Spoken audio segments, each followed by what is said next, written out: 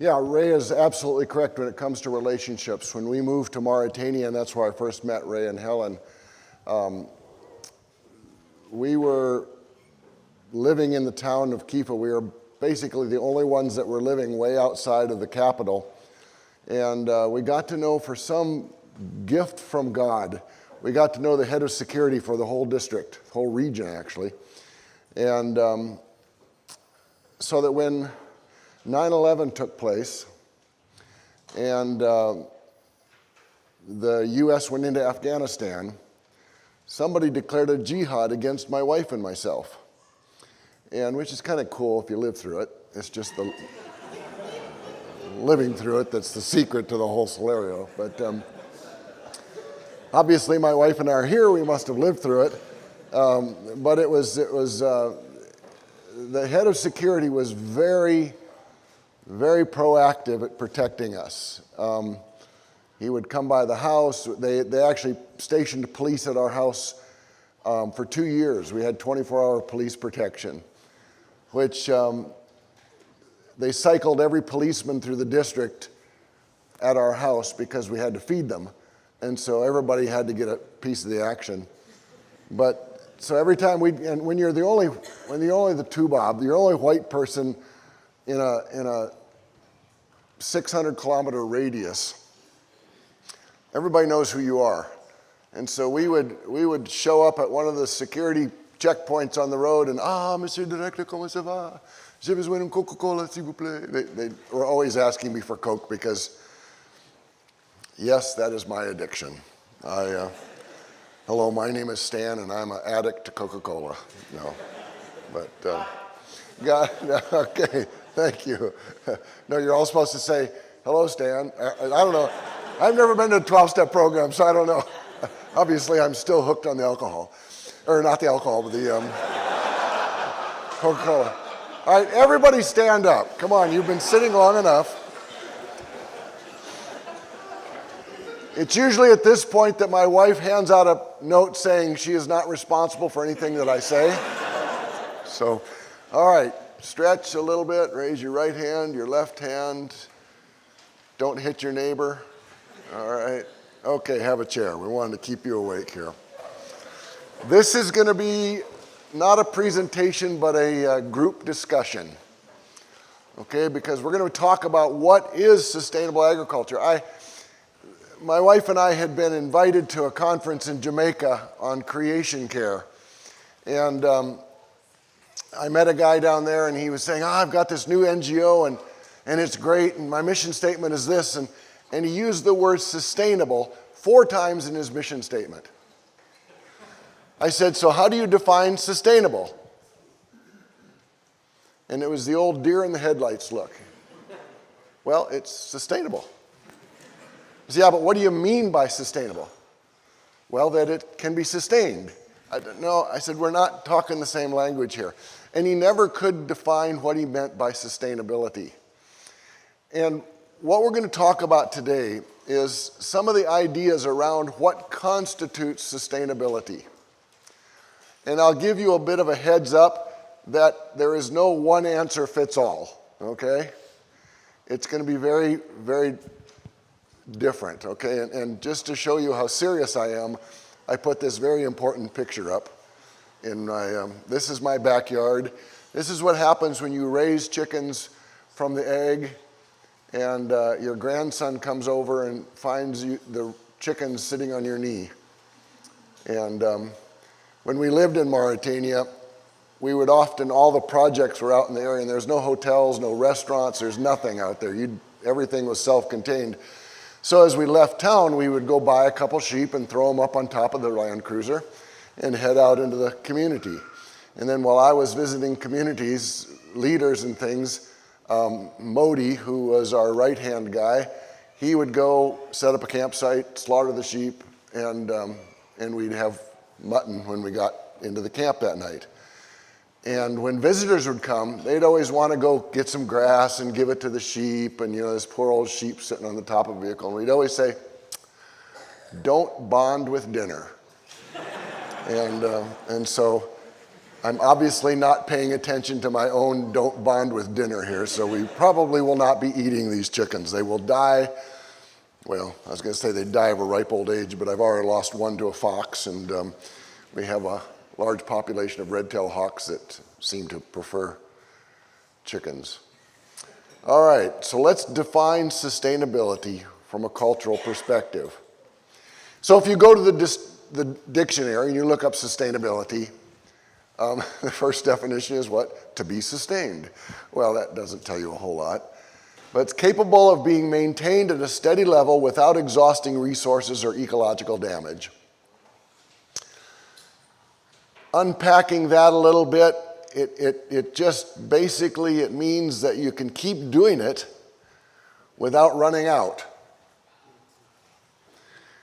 The next definition was capable of being continued with minimal long-term effect on the environment. The reason I put a question mark on that and environment in quotes is because sometimes what we're doing is intended to change the environment. What's the point of doing sustainable agriculture if your point isn't to give more food to people, to increase their nutritional levels? Ray talked about the World Vision Project focusing on the first 1,000 days of a child's life. Most of us know that one episode of malnutrition in the first 1,000 days of a child's life results in permanent damage to their cognitive ability, problem solving, creative thinking, permanent damage. And thus is the foundation for the cycle of poverty. People never getting out of it because they have been raised in poverty and they don't have the capacity many times. So when we talk about environment, we can talk about a lot of different things. Many times you'll hear people talk about an environment from an ecological point of view. And yes, that is important. We want to make certain that we're not damaging the ecology. We know that fertilizer helps grow plants. The Indian government several years back decided that the way to get their people to grow more food was to have a program where they give away chemical fertilizers. And so the bigger your farm, the more fertilizer you got. They put on so much fertilizer that they end up salting the soil. And the area that used to be the breadbasket of India is now a salt desert. Because, as Ecclesiastes will tell you, too much of a good thing is not good. Ed Brown is a friend of ours who heads an organization called Creation Care. And he basically the concept that he pushes, and Bryant Myers does it in his book as well, is that all of life is relational. You'll find as you work overseas that our culture is very goal-oriented. Many cultures overseas are very relationship-oriented. It can be very frustrating. I remember when I lived in Malawi that you had to learn to say no in a positive way. And from a Western perspective, it sounded like they were lying to you. I lived in a place called Blantyre. Capital was Lilongwe. There was a university town called Zomba near us, but in a different direction. Lilongwe this way, Zomba this way. And if someone were going to Lilongwe and they wanted to go to ride with you, and they knew you were going to Lilongwe, they would say, "Can I go with you to Lilongwe?" And a person would say, no, I'm going to Zomba. Well, everybody knew they were going to Lilongwe, but it was their way of saying, no, you can't go with me because I'm not going there, when in fact I am going there. Now to our culture, you think, you lying rascal.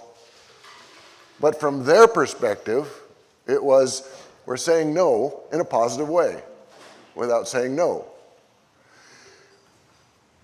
Ed Brown talks about the relationship with God, that as broken human beings, We have a broken relationship with God. We have a broken relationship with ourselves. We have a broken relationship with our fellow man. And we have a broken relationship with nature. And many times people will say, okay, let's address the broken relationship with nature. We're destroying our environment. Or there's whole studies on how to build your own self-relationship or how to have a relationship with other people. But Ed maintains, and if he was up here talking with you, he'd have a table out here and he'd have 4 blocks: God, self, others, and nature. And he'd say, if you knock this block over with nature, you haven't affected any of these other blocks. He said the only way you can address all of these is you have to do them in order. If your relationship with God is broken, you cannot have a good relationship with yourself, with your fellow man, or with nature. So you first have to get that relationship with God sorted out. Then you can begin working on your relationship with who am I in God's eyes. Then you can look on the relationship between who am I and what does God want my relationship to be with others. And then you can begin looking, what is my responsibility as a believer towards my environment? So when we think of environment, we can't just think of the ecological environment. We have to look at these other aspects: spiritual environment, social environment, economic environment. And that's why I say to define sustainability as only something that doesn't have an impact on the environment, if you're trying to improve your social economic environment, then you do want change, but you want positive change. I want you to look at this picture. If it's the same one on my computer as it is up there, it is. All right, what does sustainable agriculture look like in this environment? Now, I realize you're not there, you're not talking to the people, there's some things you don't understand, and if you see something there you don't quite get, what is it, ask. But tell me, what do you think would be one of the things you'd want to do to help promote sustainability in this environment?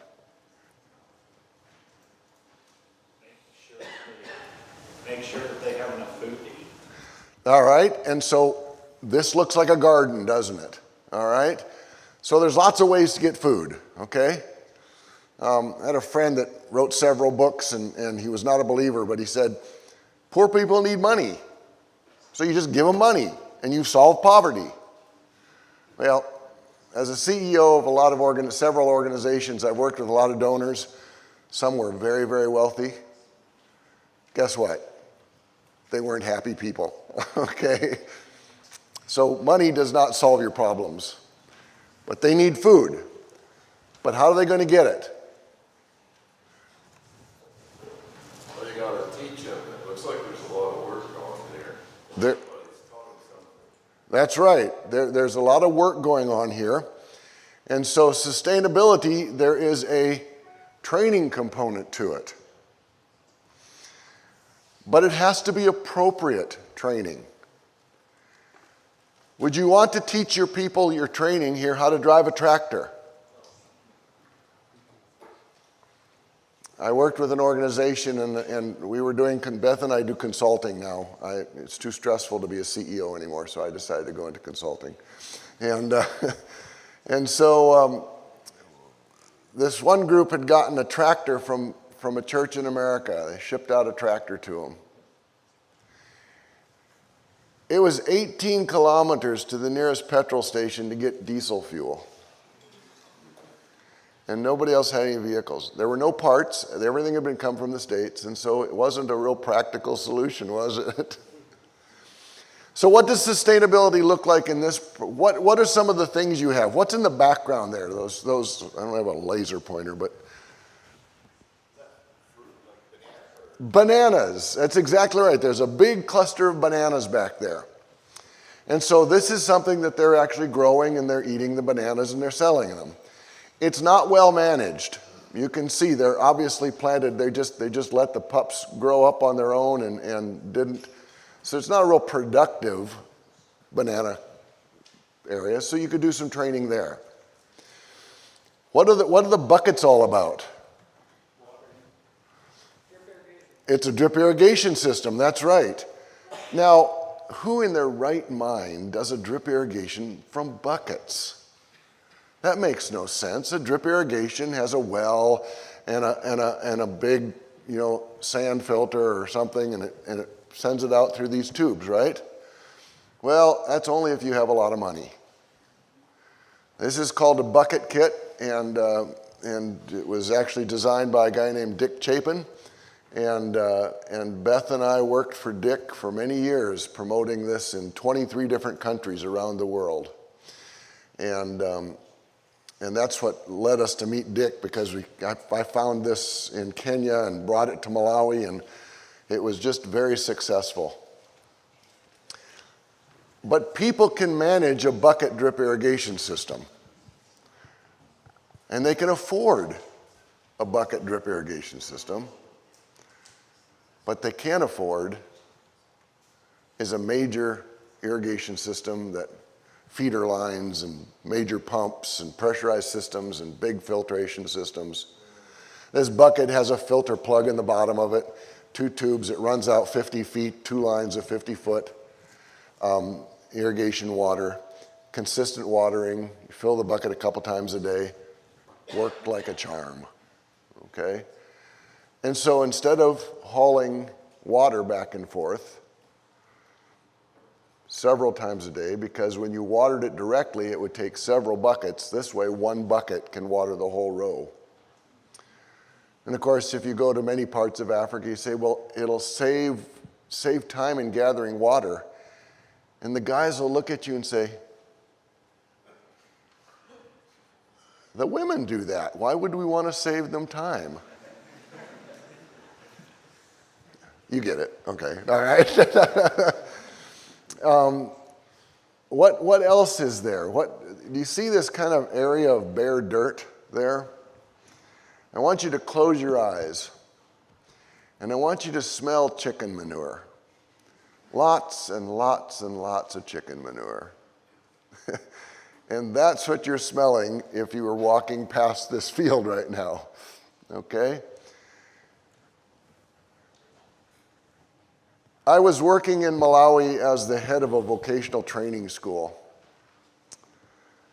And I hired a young lady who had been an intern at ECHO. And from ECHO, she had gone to Haiti and worked there for a couple years, and then in Guatemala, and then in Belize. And I hired her to come and help develop. This was all just weeds. She came in and she looked at the soil, and it's very common in that area. It was what we call black cotton soil. It was a thick, thick clay soil. It's the kind, if you've ever been to those areas, it's the kind where if it's wet, you put your boot down and you lift it up and it's got 2 pounds of clay on it. And then your next step, you've got 2 more pounds of clay on it. And the next step, you got 2 more pounds.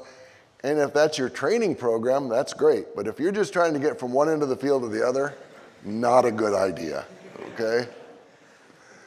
So what she did is she began to make what they call fertility trenches. She would open it up. She would take the banana stalks, because after the banana stalk has produced its fruit, if you don't know bananas, don't grow a lot of them here in Pennsylvania, I don't imagine. But once it's produced its fruit, that stalk will never produce another fruit. It's just taken up energy. So you cut it down, and she would chop it up and put it in the trench, put manure over the top of that, cover it up, lay your drip irrigation lines on it, and that would decompose. The manure had nitrogen not only for the plants, but for the bacteria that was decomposing the banana stalks. The banana stalks were very rich in potassium and phosphorus. And what are the 3 letters on most fertilizers? NPK. So you got your NPK right there with your banana stalks and your manure. What I didn't realize, any of this, because I wasn't in agriculture, much at that time. My area was in animal sciences. Is that it radically changed the texture of the soil. In 2 growing seasons, that dark clay was a rich black loam. And it stayed that way as you continued. Well, how much did the banana stalks cost us? Nothing. How much did the manure cost us? In our case, nothing, okay? Because the guys at the chicken place down the road were trying to get rid of it. Unfortunately, they dumped it right behind my house, 2 big dump trucks full of it, which after a week it crusted over. But I always knew when they were fertilizing the garden because they'd break that crust and dig out a bunch of manure, and suddenly for 2 days I had to smell chicken manure. Which, if you're into agriculture, it smells like money. If you're not into agriculture, it smells like chicken manure. So you're right. Sustainability in this environment is they need food, all right? Now, many times I've heard agriculture projects say, well, they need food to eat. Well, who wants to have food simply so you can feed your family? Who's going to pay for the doctor bills? Who's going to buy medicine? Who's going to pay for uniforms for the kids for school? So you need to be adding more than just what the family's going to eat. You've got to be better productivity. And so teaching all aspects of that. And once they begin to see the success, they begin to take it home with them. And they begin to try it out. Now, there's downsides to this. One of my friends when I was one of our board members actually, he said, I'm going to write a book on 101 ways to use drip irrigation tape without ever growing a vegetable. Because there would be groups that said, oh man, this is the greatest thing ever. I want to buy 1,000 drip irrigation kits. And they would just pack them up and send them out to the village. People think, well, thanks for the bucket, but you drilled a hole in it, so that kind of ruins that. But hey, this drip tape, I bet I could tether my goat with it. Or we could put a fence around the yard. Or, any number of options that did not include making vegetable production. So sustainability isn't about technology, is it? It can involve technology, but it doesn't center around technology. In this case, sustainability, we were working with Mozambican refugees, and we wanted to teach them something that they could use when they went back after the war. It was interesting, we didn't realize this until later on, but we were working with UNHCR, the refugee organization, and there was a refugee camp in the southern part of the country called Namitutu Refugee Camp. It was the 2nd largest concentration of people in the country after Blantyre. And many of these people had been there for 17 years. And they would not allow them to grow any gardens because it used too much water until we introduced the bucket kit. And then they said, yes, they can grow gardens, but only if they use the bucket. So it was one of those hidden surprises that we hadn't realized. Now, is the bucket kit the solution for every culture? No. It's great for a little family garden. And we found others that would say, that's great, man, I can change that. And they would fill a 55-gallon drum full of water because they had a ready source of water. And when they would put out a PVC and stick bucket kits into the PVC, and they would have, 20 rows of gardens with those drip kits. They had adapted it themselves.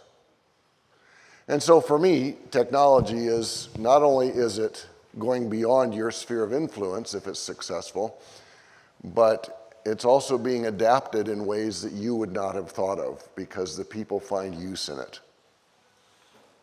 Okay?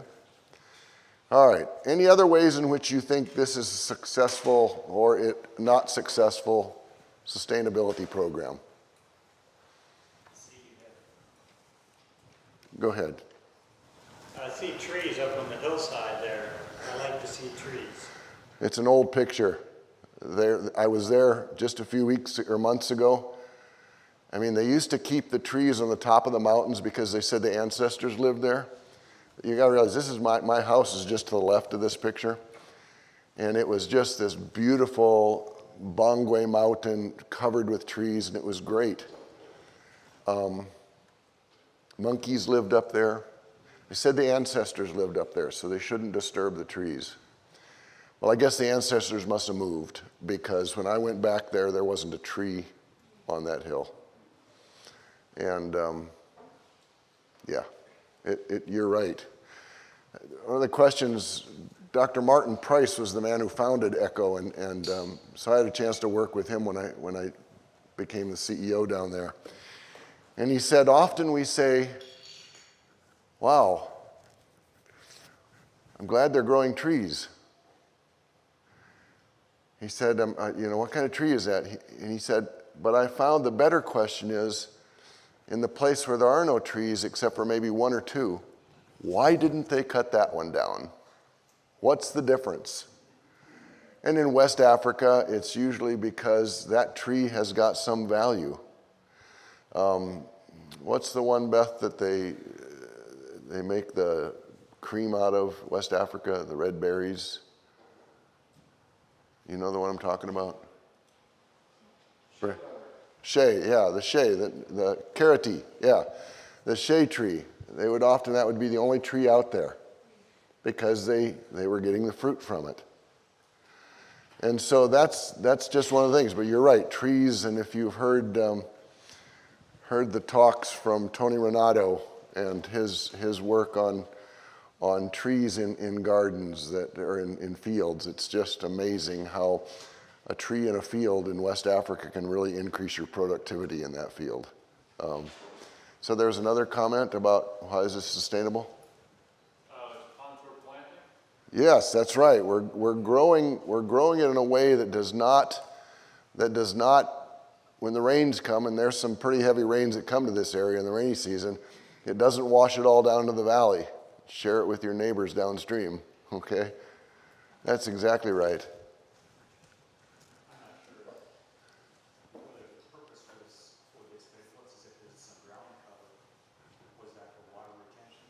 Yes, that's exactly right. We did mulch over the top of it, and again, that's an environmental issue.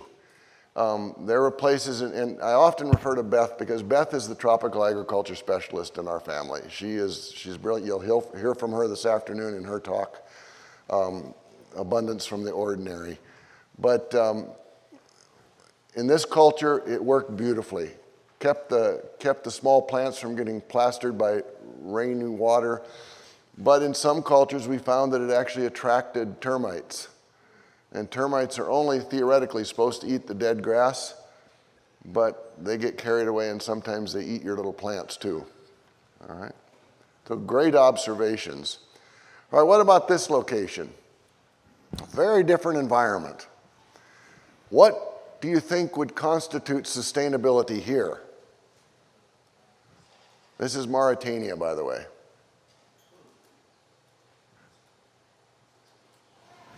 Maybe protecting it from roaming animals, cattle. That's right. You see the fence in there theoretically in Mauritania there's laws against people letting their camels and goats and stuff eat your crops, but in reality the power is in the people, the pastoralists. And so nobody's implementing those laws, okay? And so you just lose, all right? Other countries, if your cow gets loose and eats someone's corn, you got to pay for that, but not in this area.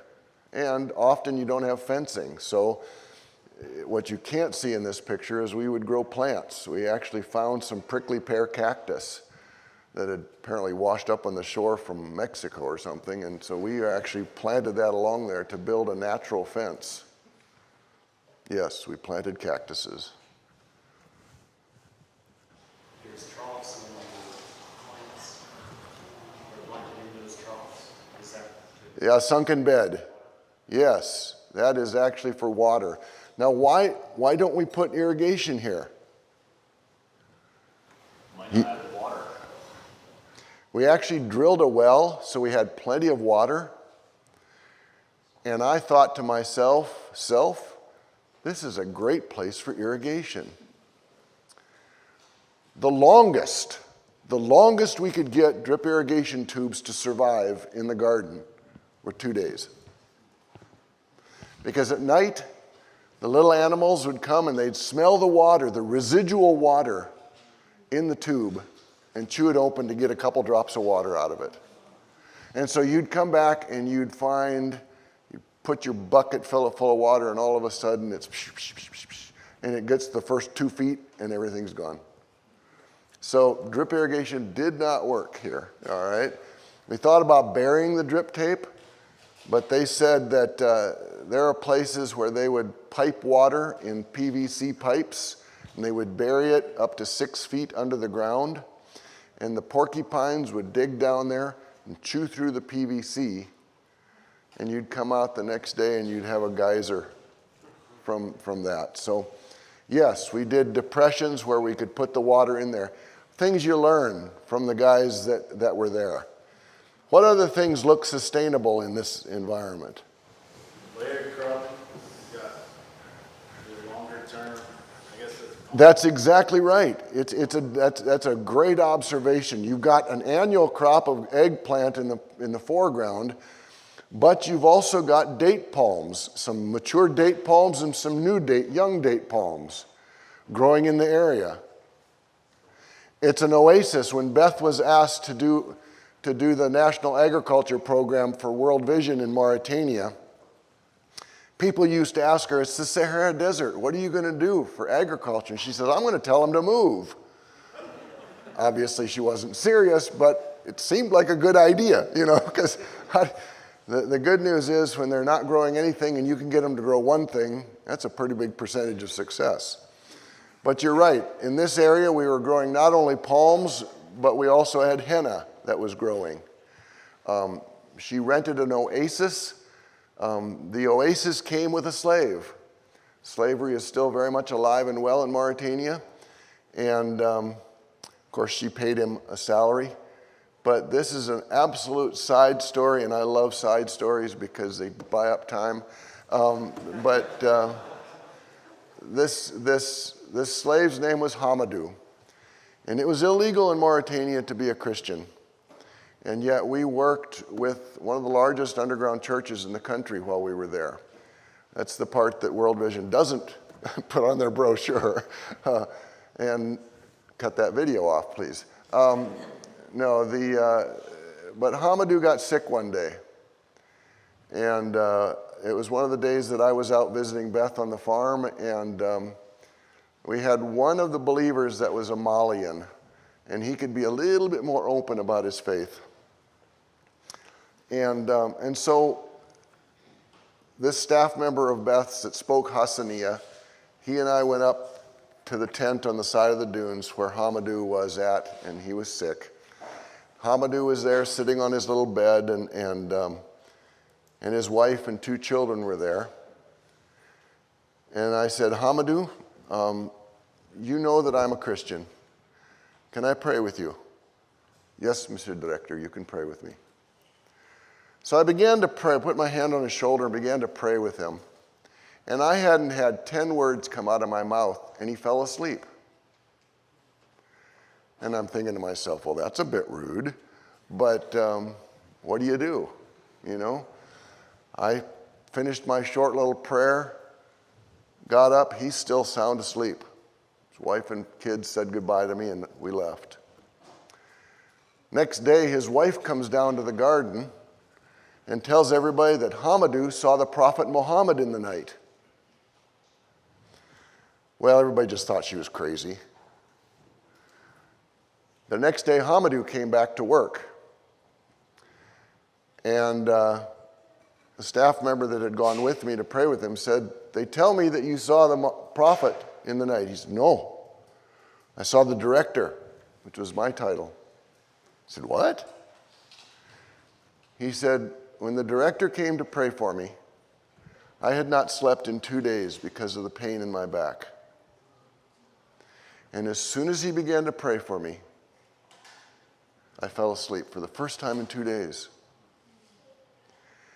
In the middle of the night, I woke up, and the director was standing there in a white robe, and he touched my back and said, "Hamadou, you are healed." And the pain went away, and I fell back asleep. The staff members pulled him away from all the other guys and said, "You know that wasn't the director. That was Isa," which is their word for Jesus. And that is the power of a Christian, that Jesus can come and do the healing.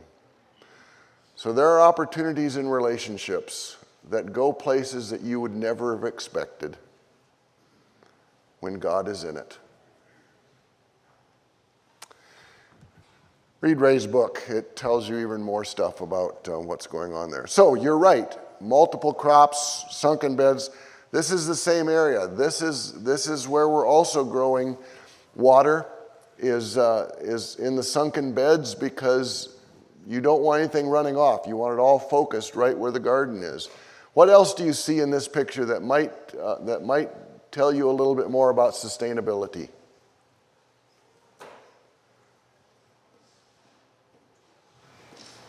Is that a water source there? That's right. There is a water source there. We had a well and we pumped it into that tank. We actually, was that the one you put tilapia in, Beth? Yeah, we actually had tilapia in there. And we would feed them moringa leaves. And actually, bizarrely enough, they would breed, and we ate quite a few fish out of that little tank. Didn't make any sense, but it worked. Yeah, well, that's right, because we would then dip that out and it would go add nitrogen to the plants. You can see on the left-hand side of the picture, or in your case, probably the right-hand side. No, it's the left-hand side. An old drip stand that was left over from when we had tried drip irrigation but didn't work. All right. Huh? Because the little animals would eat they'd eat the drip tube. Yeah. Yeah, it would have worked fine. I mean, because the whole idea is there's less evaporation that way, but this was a mess. It did not work at all. And it was interesting, one of the sidelines is, during the rainy season, birds would migrate north, and then when the dry season came, they'd all leave again. And when they found that Beth had a garden, they stayed. And if you're into bird watching like I am, it was rather fun. But if you're into gardening, seeing your row of cherry tomatoes and a hornbill walking down the row, picking a cherry tomato, throwing it up in the air, swallowing it, and going to picking the next ripe one, throwing it up in the air, swallowing it. Not good for harvest, okay? But, well, the price you pay for life in paradise, right? All right, anything else you observe here? How are we doing on time? There's diverse crops. Yep, there are. We're growing lots of different vegetables because the market was there for them. It appears that they're being grown in raised beds and intensively planted. Yeah, they're actually in sunken beds. It looks kind of like they're raised, but it's actually, it's a sunken bed. And you're right. There's a lot of camel manure there. We also had a biogas generator where we would take camel manure and crush it up and mix it with water and put it in a 55-gallon drum. And then as it decomposed in the absence of oxygen, it would produce methane. We'd capture that methane in a big inner tube. And then they would cook all their tea using that. And then when we changed it out, we would pull that slurry out, put it on the gardens, and refresh it with new camel droppings. Dedicated foot traffic. That's right. It is sacred territory inside those beds. You do not, I know it may not be theologically correct, but we tell them you can't go to heaven I don't care what religion you are, you can't go to heaven if you put your foot in that vegetable bed. Right? You want to make certain that there's lots of room for those roots to go deep. And so we want to make certain that that's clearly understood. Good observation. Anything else? Right in the back. I'm curious, how is the water pumped? Do you have a solar? Huh? Okay, we bought a pump that electric or gas or something, or no, it was gas or diesel or something that would pump it up, and then we'd pump it up into we built a elevated water tank. Thank you. All I could think of is Chateau de l'Eau, which is a kind of a cool name for an elevated water tank, unless nobody speaks French, and then it just sounds like gibberish. But yeah, we pumped it up to there and then gravity fed, and that's what that big green tube is. That's coming from the tank that distributed water then to the various locations. And that would get rolled up and put away so nobody came and ate through the tubing on us. And weeding and tillage? Huh? And weeding and tillage? Yeah, we because they were grown like that, we could keep the weeds. Yeah, we could keep them basically non-existent there. And bizarrely enough, that desert ground was very rich in nutrients. It was just amazing. And of course, this is the first time anybody had grown stuff there. Usually we do not like to bring in seeds. You want to encourage the local businesses that can produce seeds. But in Mauritania, because almost nobody grew anything, especially out in the rural area like this, there were no seeds available. So World Vision got a 20-foot container full of vegetable seeds from Walmart. And they parked that 20-foot container in our yard, and the guys opened it up, and for days they sorted through seeds. We said, no flowers, it has to be vegetables. And it was a bizarre experience. We must have had 6 different varieties of watermelon. They grew watermelon. We got a lady to grow watermelon. She took it to the market. Nobody knew what it was.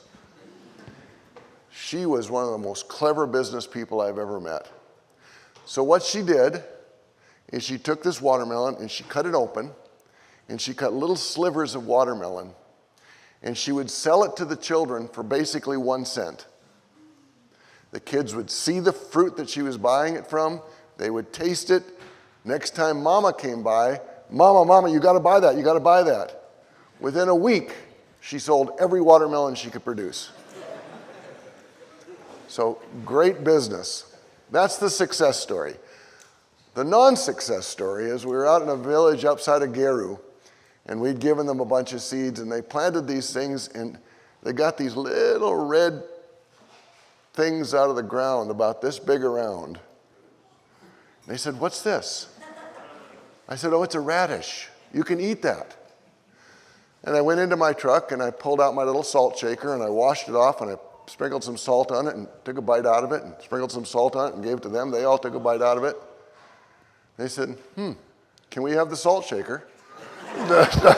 So, wasn't a lot of interest in the radish, but they wanted that salt shaker. All right. So success comes in various forms, okay? But sustainability is different for all your different environments. This is a mountainous area. What are some of the things you're going to face in a mountainous area that has plenty of water, that is great for sustainability? Erosion. You've got to control erosion. I did a consulting job in Burundi a few years ago, and then my wife was there doing a project assessment in Burundi, and we both commented on they have this soil, but the rivers are just running red with mud, and they're gardening up and down the hill instead of crossways, and so the soil just floats down and goes down, and I guess the fish in Lake Tanganyika and Lake Victoria, I guess no, Burundi's on Lake Tanganyika, isn't it? Yeah, they appreciated it, but nobody else did. All right. So yeah, controlling erosion. Look up on that hillside. What do you see up there? Those rows of things that looks like bushes, trees. Not only is it for boundary, but often they would grow jatropha. And jatropha, they could actually make a diesel fuel out of the seeds, but they could also, sometimes they would do tephrosia. Tephrosia, you can make a really effective pesticide against tephrosia, also known as fish bean. They would crush the seeds up and throw them in a pond, and all the fish would float to the surface. Not good for sustainability, but very easy for fishing. All right. Some of the other things you see in here. What in this area where there's lots of water? Is there a possibility for energy generation, like with water, hydro, or no? Coming off the mountains, if there's a water area, yeah, there were some areas where they would do ram pumps, which would pump the water to other places. Other places, the Chinese make a really cool little hydro generator, a small micro hydro generator that you can get and put that in to produce electricity for your home. That is being used effectively on the mountainsides of Mount Kilimanjaro in Tanzania. You notice some of the plants in the foreground. Yes? Yes? Is there a question, Joel? No. All right, just trying. That was a lot. I got 10 minutes, right? Yeah. Is it? Actually, we have 10 minutes for Q&A. Ah. Wrap up your statement there, and we'll do 10 minutes of Q&A. All right, let me just, one more picture. This one is Guatemala, or I don't know, where is this? Is this Guatemala, Beth? Yeah, Guatemala. Beth did a project actually with women who were single heads of household and agriculture, and many times the only thing they could do is grow a little strip of vegetables or something in a tomato can or something. But sustainability for them wasn't so much about producing enough food, it was about giving them the self-concept that I can do something to help myself. Because when you've been beaten down so badly, sometimes the only thing you've got is an opportunity to show yourself that you can do, so you can change your stars, so to speak. And that was very effective. And then this was actually, believe it or not, in Singapore. This particular institution was training pastors to go into China for the underground church. And they were looking for ways that they could grow vegetables in container gardens. And they asked us to do some training there. So there's just sustainability ways of teaching something that you can take to other areas. So sustainability comes in lots of different fashions. Joel, over to you for Q&A.